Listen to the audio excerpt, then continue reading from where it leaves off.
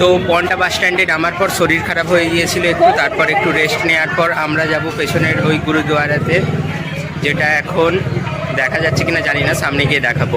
আর এটা আমার first time Rakesh hiker. তো গুরুদুয়ারের ভেতরে গিয়ে দেখা হচ্ছে ওখানে।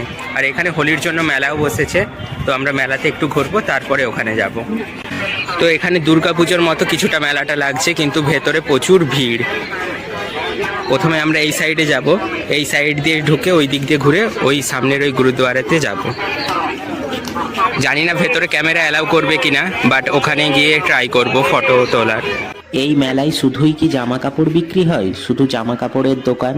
তো মেলাতে ঘুরতে ঘুরতে আমরা দেখতে পাচ্ছি যে এইরকম জামা কাপড়ের দোকান, খেলনার দোকান আছে, তার সঙ্গে সঙ্গে এইরকম বাসনপত্রের দোকান আছে। তো ওকে আমি জিজ্ঞেস করছি যে এখানে এত থালা বাসন কে কিনে? বলছে এটা তো প্রত্যেক দিনের ব্যবহারের জিনিস, তো থালা বাসনই লোক বেশি কিনে মেলাতে, খেলনার থেকে বেশি। তাই খেলনার দোকানে লোকেরা বসে আছে, থালা বাসনের দোকানেই বেশি ভিড়।